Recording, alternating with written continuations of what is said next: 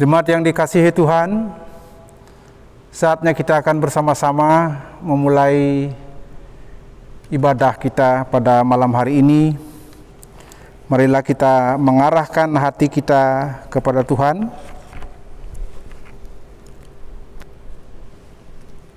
Untuk bersama-sama menghadap ke hadirat-Nya.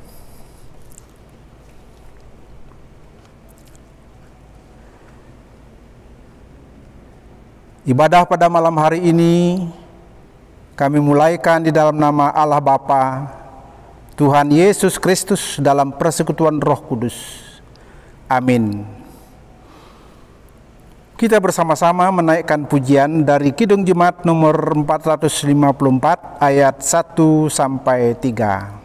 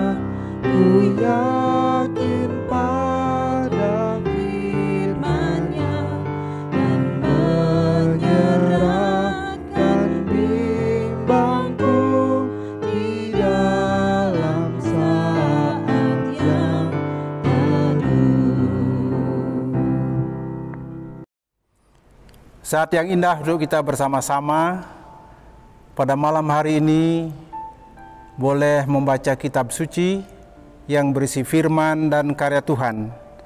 Namun sebelumnya marilah kita berdoa, kita memohon pertolongan Allah Roh Kudus. Bapa kami yang ada di dalam sorga, saat yang indah Tuhan siapkan bagi kami selaku umat yang Tuhan kasihi, baik kami yang bersama-sama berada di rumah-Mu yang Tuhan kuduskan, dan juga anak-anak Tuhan beserta keluarga di rumah mereka masing-masing. Biarlah Bapa, tempat boleh memisahkan kami, tetapi sesungguhnya dalam iman kami Tuhan persekutukan di dalam kasih-Mu, sebab Tuhan tidak pernah jauh dari kebersamaan kami. Tuhan hadir. Karenanya Allah, biarlah dalam persekutuan kami pada malam hari ini, Apapun keadaan kami, di situasi apapun jemaat yang Tuhan kasihi, biarlah Allah Roh Kudus senantiasa bersama-sama dengan kami semua dan memberi kepada kami hikmat-Mu melalui Allah Roh Kudus. Doa ini kami serukan kepadamu Bapa, di dalam nama Tuhan kami Yesus Kristus. Amin. Pembacaan kitab suci pada malam hari ini telah disiapkan untuk kita bersama-sama. Kita membaca Injil Matius pasal 8 ayat 14 sampai ayat yang ke-17. Kita bersama-sama akan membaca Injil Matius pasal 8 dari ayat 14 sampai ayat yang ke-17. Setibanya di rumah Petrus, Yesus pun melihat ibu mertua Petrus terbaring karena sakit demam. Maka dipegangnya tangan perempuan itu, lalu lenyaplah demamnya. Ia pun bangunlah dan melayani dia. Menjelang malam, dibawalah kepada Yesus banyak orang yang kerasukan setan, dan dengan sepatah kata Yesus mengusir roh-roh itu dan menyembuhkan orang-orang yang menderita sakit. Hal itu terjadi supaya genaplah firman yang disampaikan oleh Nabi Yesaya, Dialah yang memikul kelemahan kita dan menanggung penyakit kita. Berbahagia saudara yang mendengar sabda Tuhan dan bersedia mencamkannya. Haleluya.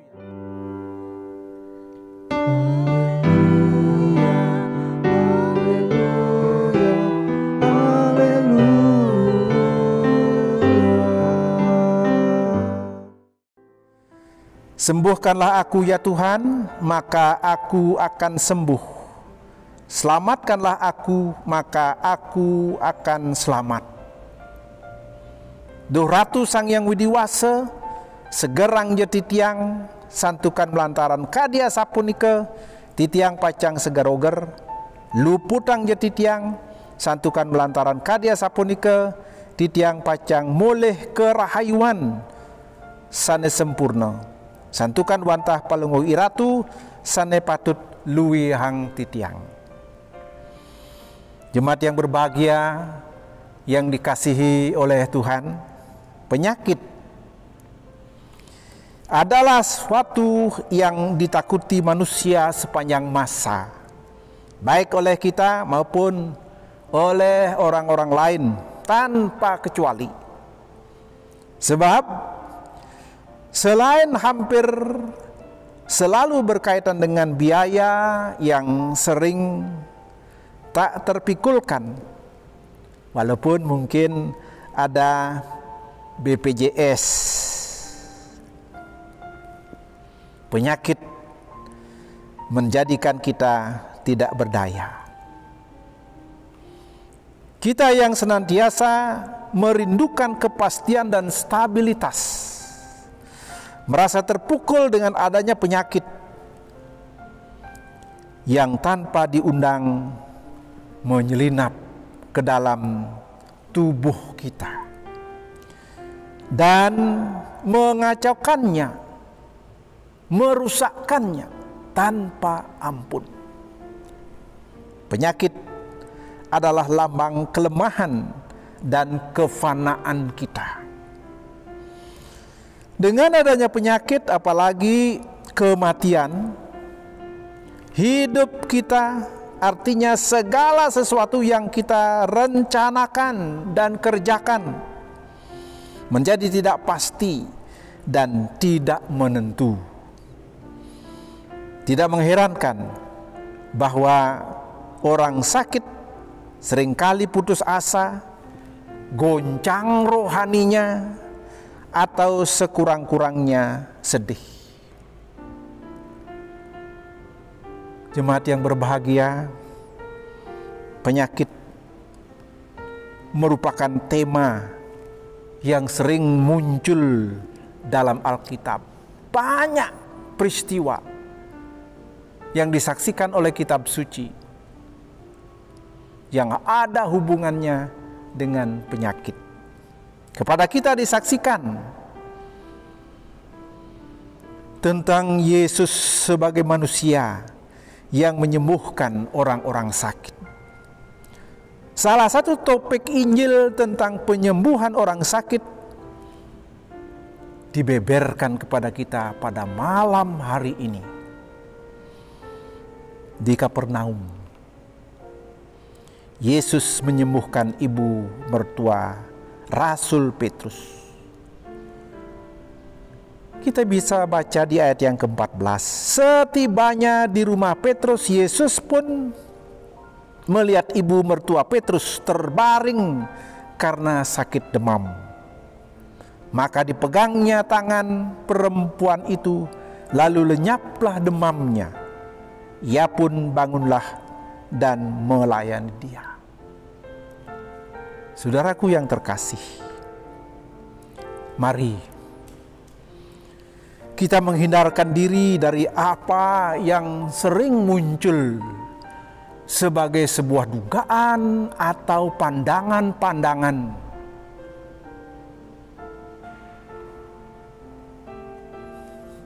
dengan adanya penyakit. Namun apa pendapat tentang penyakit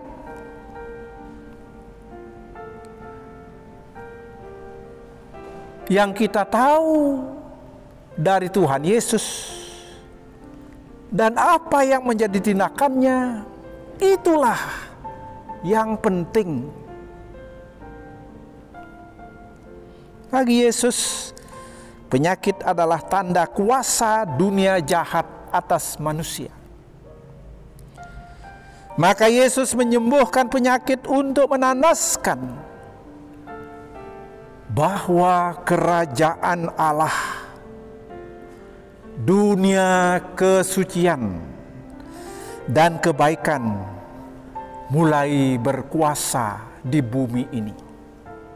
Jadi mujizat yang dikerjakan Yesus merupakan kekuatan yang bukan saja mujizat, melainkan juga tanda.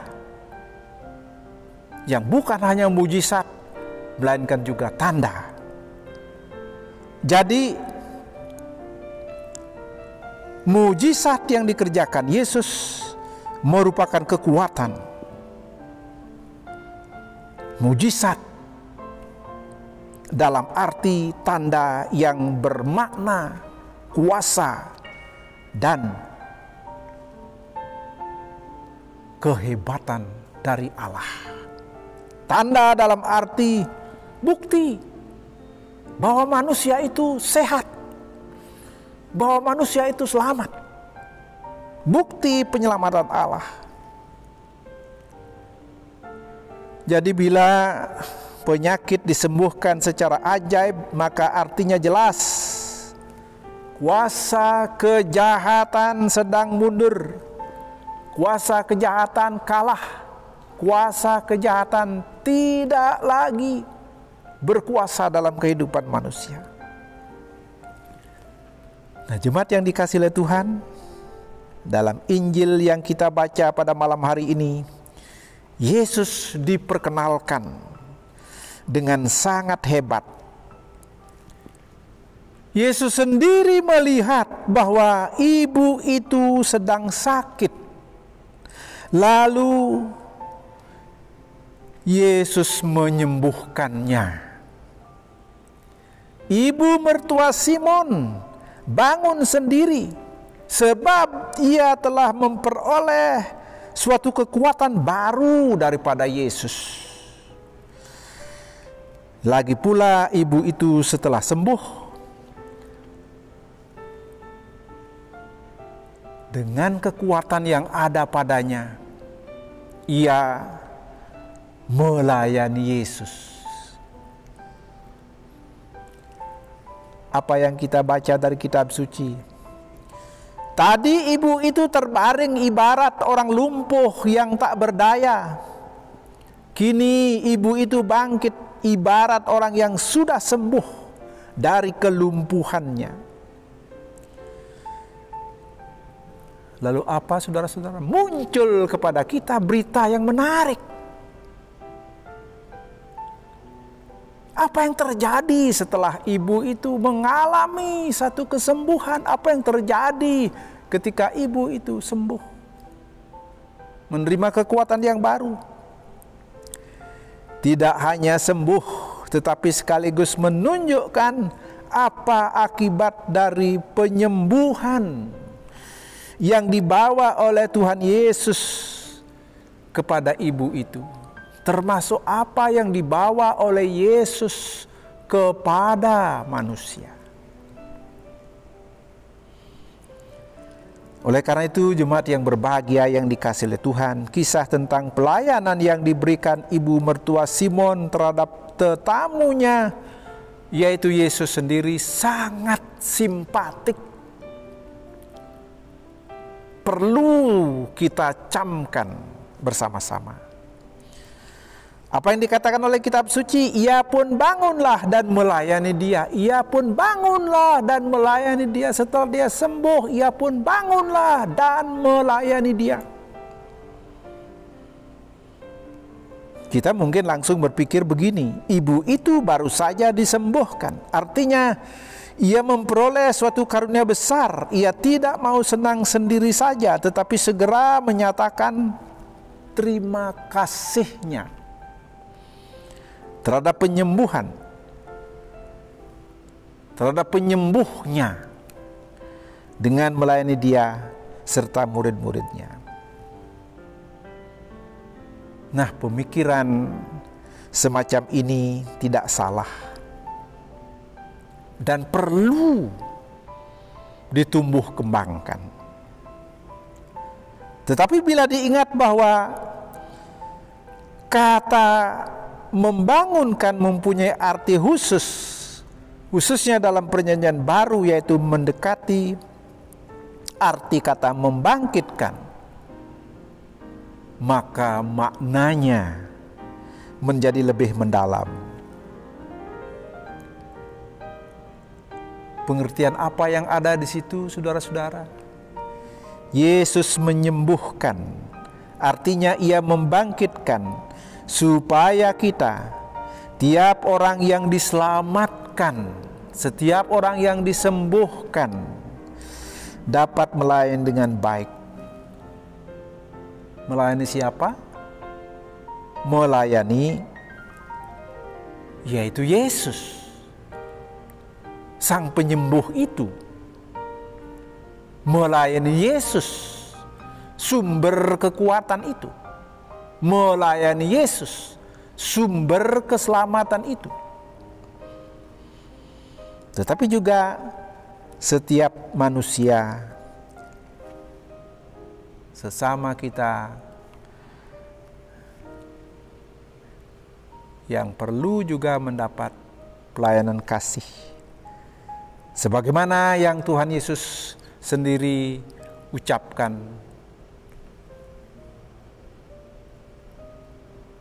apa yang kamu layani, apa yang kamu perbuat terhadap salah seorang saudaraku yang paling hina ini, kamu telah melakukannya untuk aku.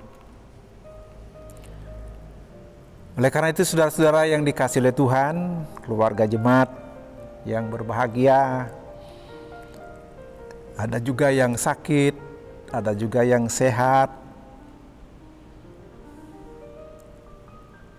Bacaan kitab suci pada malam hari ini menjadi berita yang membawa kepada kita. Seandainya ditanya, apakah tema pokok cerita ini? Maka dapat dijawab begini, tema utamanya ialah Yesus. Atau lebih tepat, siapakah Yesus itu?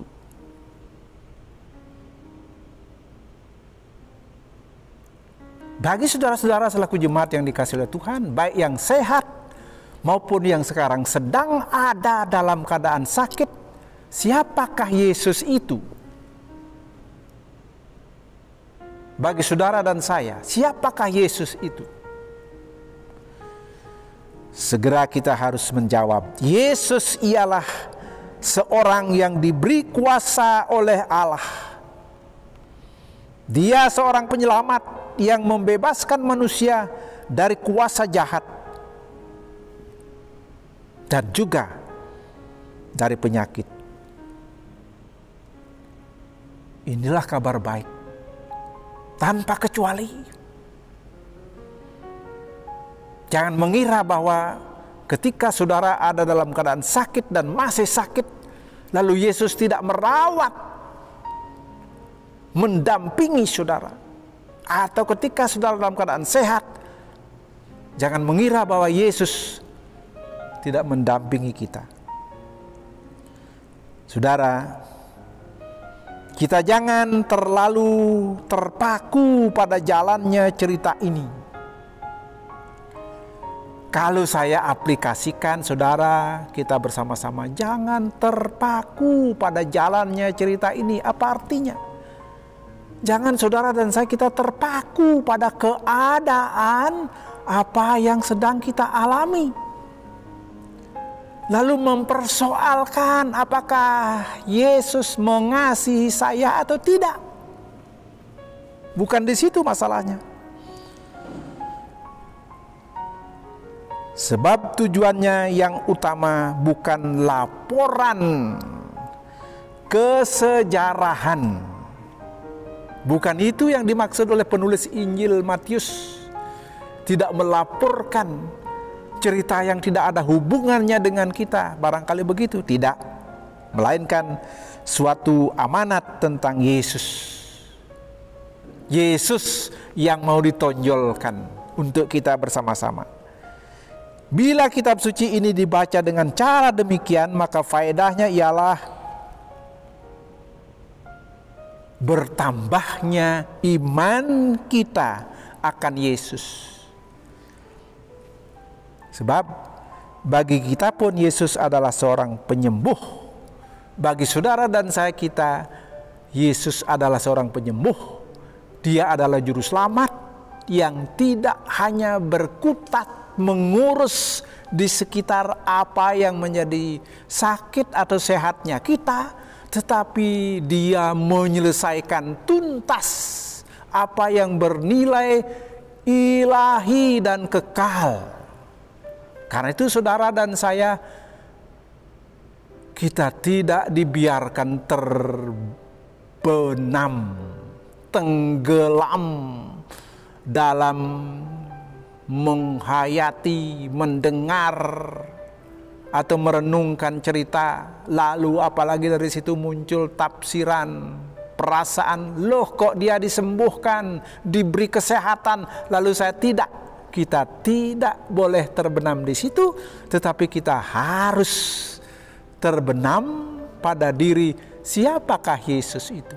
Oh, dia adalah penyembuh, dia adalah juru selamat, dia yang menyiapkan bagi kita apa yang bernilai ilahi.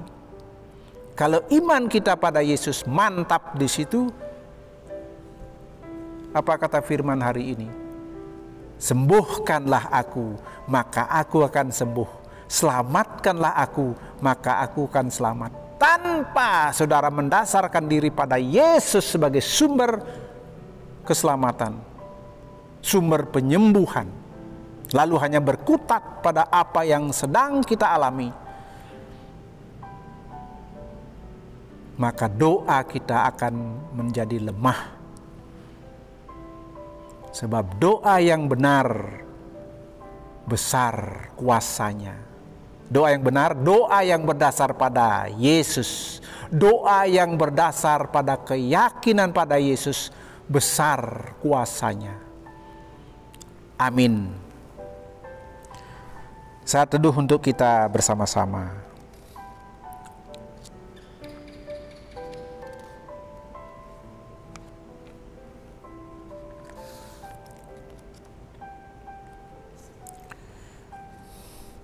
Kita bersama-sama menaikkan doa-doa syafaat kita kepada Tuhan.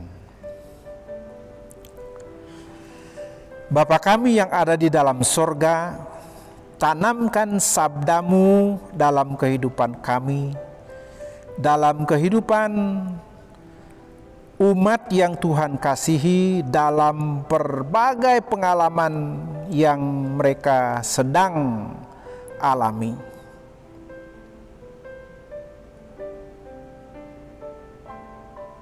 Jadikan firman-Mu itu sebagai dinamit yang memberi kepada kami kekuatan untuk meledakkan batu hitam, batu pualam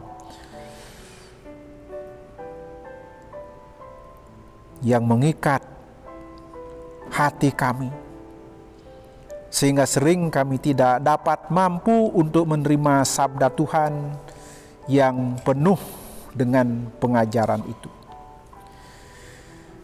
Ya Allah, kami membawa di dalam doa keluarga-keluarga jemaat Bethlehem di untal-untal. Keluarga yang terdiri dari suami dan istri, ayah dan ibu, orang tua dan anak-anak dalam kehidupan mereka bersaudara.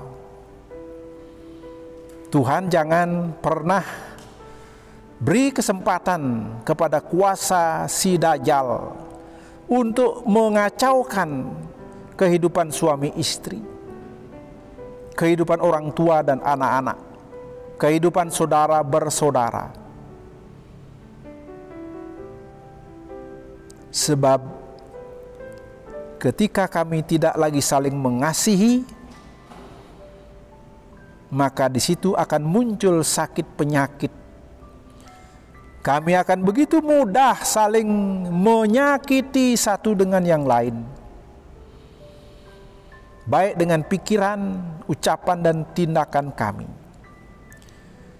Kami doakan ya Allah, anak-anak baik yang masih ada dalam kandungan, yang telah terlahir, yang bertumbuh dengan baik sampai mereka menjadi dewasa, terutama anak-anak dan cucu-cucu kami yang kami kasihi. Bapa, tidak ada yang terlepas dari genggaman tangan Tuhan. Tuhan memelihara mereka dengan amat ajaib. Tuhan memberi anak-anak cucu kami kepintaran, ketekunan, kesetiaan, terutama mereka. Tuhan berikan rasa hormat kepada ayah dan ibu, kepada orang tua, juga menghormati opa dan oma yang mereka kasihi. Sertai anak-anak cucu kami yang sedang belajar dari rumah mereka masing-masing. Berilah mereka kesabaran supaya anak cucu kami menjadi anak-anak yang pintar dalam studi mereka, baik dari tingkat playgroup sampai mahasiswa. Mereka belajar dari rumah masing-masing, mengikuti studi mereka secara daring. Betapa berat, nampaknya mudah tetapi sungguh berat. Tuhan, sertai anak-anak kami semua. Juga para orang tua yang bekerja atau yang kehilangan pekerjaan, yang membangun usaha-usaha baru. Tuhan, jangan biarkan tangan mereka pulang dengan tangan kosong. Sekecil apapun pendapatan mereka, biarlah mereka boleh mengucap syukur dan sepenuhnya hanya berserah kepada Tuhan. Bagi para orang tua kami, baik yang janda maupun duda, anak-anak kami yang yatim piatu, Tuhan, sepenuhnya hanya kami pertaruhkan kepadamu. Juga ya Allah, hamba-hamba Tuhan, jemaat yang Tuhan kasihi terbaring sakit, baik oleh karena umur mereka, baik oleh karena penyakit yang mereka alami. Tidak bisa mereka menyelesaikan sendiri. Dan kami pun, kalaupun kami memohon, Tuhan, terkadang, dan itu menjadi jelas, kami hanya dapat mengunjungi saudara-saudara kami yang sakit, Kami hanya berucap sebatas kemampuan kami manusia. Tetapi ya Allah, seperti yang Tuhan ajarkan kepada kami malam ini, janganlah kami berkutat pada perkara-perkara memang terjadi dalam kehidupan kami, tetapi ajarlah kami Bapa, supaya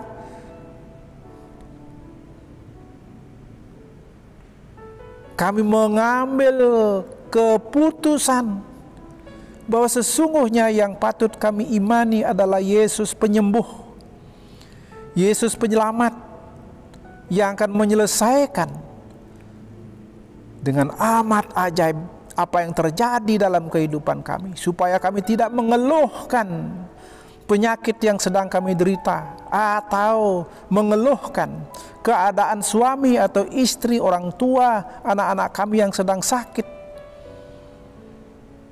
tanpa menghadirkan Kristus Yesus dalam kehidupan kami.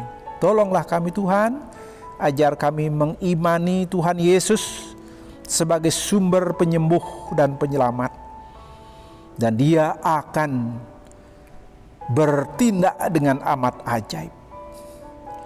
Tuhan, kami berdoa untuk jemaat Bethlehem di Untal-Untal, pendeta majelis, pengurus kategorial, non kategorial, kepengurusan yang ada. Mampukan kami untuk bekerja, melayani Tuhan, bukan hanya tampil karena jabatan-jabatan kami, tetapi benar ya Allah, kami boleh melayani-Mu Tuhan dengan penuh kasih sayang. Tuhan Bapa di surga, bersama jemaat Bethlehem di Untal-Untal, selaku pendeta dan majelis pengurus kategorial, kami mempersiapkan apa yang patut kami kerjakan, terutama Bapa, persiapan-persiapan pelayanan, persiapan-persiapan kegiatan-kegiatan jemaat, baik yang tertunda dan yang akan kami jalani di bulan Oktober, November, Desember ke depan, terutama dalam persiapan hari ulang tahun ke-89 Jemaat Bethlehem di Untal-Untal. Tuhan, kami tidak mau terkalahkan oleh apa yang kami mau, merasa aman dan tenang ketika kami berada di rumah dan tinggal di rumah. Tetapi Tuhan, kami mau bahwa rumah tangga kami mau jadikan sebagai tempat untuk kami membangun iman kami, membangun persekutuan kami, membangun kebersamaan kami, membangun kerajaan Tuhan, sebab Engkau adalah Raja bagi hidup kami.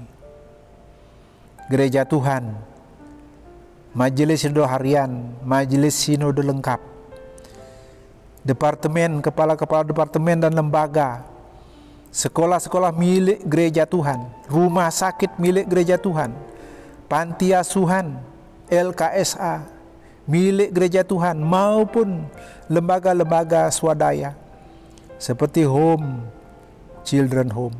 Tuhan, kami mohon Tuhan beserta dengan anak-anak asuh, para pengasuh, para donatur.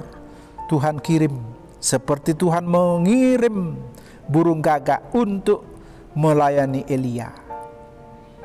Pemerintah bangsa dan negara kami, terutama pemerintah di saat mempersiapkan menghadapi apa yang sedang dialami oleh dunia ini, dan juga khusus untuk Kabupaten Badung dalam mempersiapkan pilkada, pemilihan bupati dan wakil bupati. Tuhan, kami mohon penyertaan hamba-hamba Tuhan yang bekerja dalam pemerintahan dimanapun Tuhan tempatkan, baik di rumah sakit, baik di sekolah-sekolah, baik di kantor pemerintah. Tuhan, pasti Tuhan yang mengutus, dan Tuhanlah yang pasti akan melengkapinya. Doa ini kami serukan kepadamu ya Allah di dalam nama Tuhan kami Yesus Kristus. Amin. Jemaat yang dikasihi oleh Tuhan, saatnya kita bersama-sama memberikan persembahan. Kita menyanyi dari Kidung Jemaat nomor 450 ayat 1 sampai 3.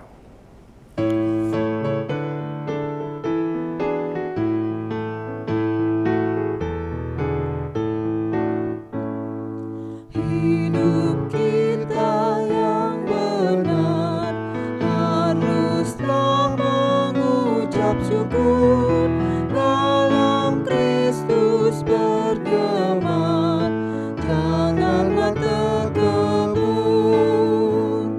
Dalam susah pun senang, dalam segala hal aku bermazmur dan ucap syukur, itu kehendaknya.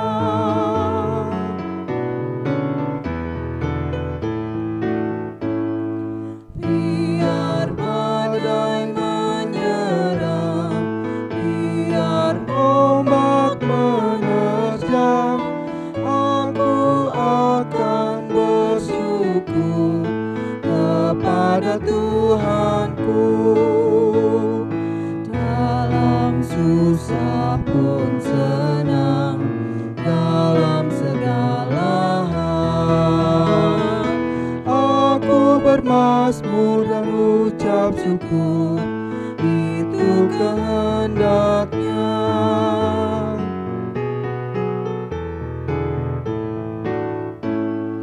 Apa arti bukankah ungkapan syukur karena Kristus penebus berkorban bagimu. Dalam susah pun senang, dalam segala hal aku bermazmur dan ucap syukur, itu kehendaknya. Kita bersama-sama membawa persembahan kita ke hadapan Tuhan di dalam doa. Mari kita berdoa. Bapa Surgawi, Engkaulah yang melimpahi dengan ajaib jemaat, keluarga-keluarga, pribadi-pribadi yang Tuhan kasihi, di mana mereka juga mengasihi Tuhan dengan amat ajaib. Sekecil apapun yang dapat kami persembahkan, yang kami kumpulkan di rumah tangga kami masing-masing, yang patut kami setor, kumpulkan mulai hari Senin sampai hari Sabtu di gereja, di kotak yang telah disiapkan. Itulah pemberian-Mu Tuhan. Kami persembahkan sebagai ucapan syukur. Hamba-hamba Tuhan selaku majelis jemaat yang Kau percayakan mengelola pemberian jemaat bagi-Mu, Tuhan beri hikmat, sehingga perjalanan pelayanan kami bukan apa yang kami mau, tetapi jemaat Tuhan dibangun, nama Tuhan dimuliakan. Amin. Sebagai penutup, jemaat yang dikasihi Tuhan, kita bersama-sama akan menyanyi dari Kidung Jemaat nomor 457 ayat 1, 2, 4, dan 5.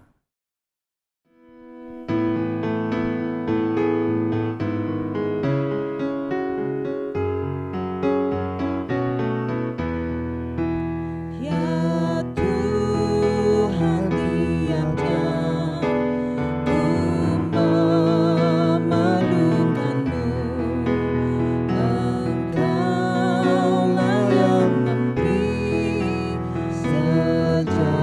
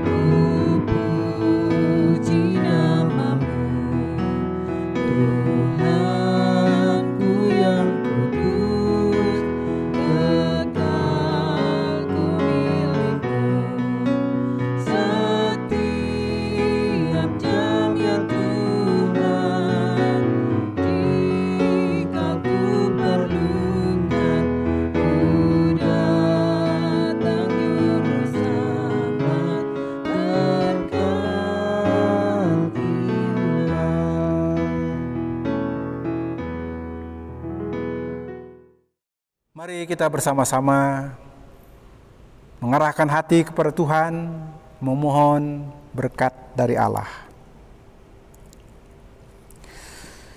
Kasih karunia dan damai sejahtera dari Allah Bapa,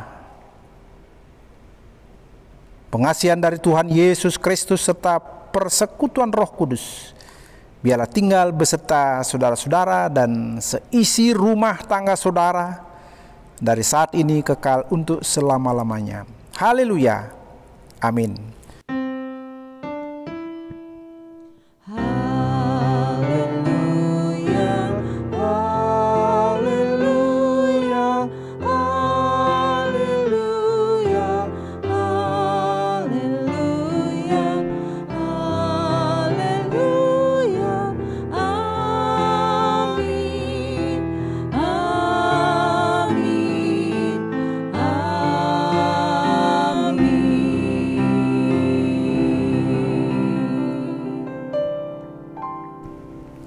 Salam.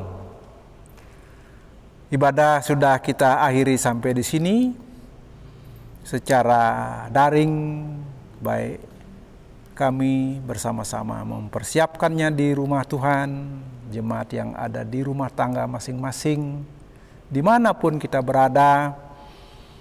Tuhan tidak pernah pilih kasih, Dia mengasihi kita. Tuhan tidak membedakan tempat, Dia hadir dengan amat ajaib dalam kehidupan kita.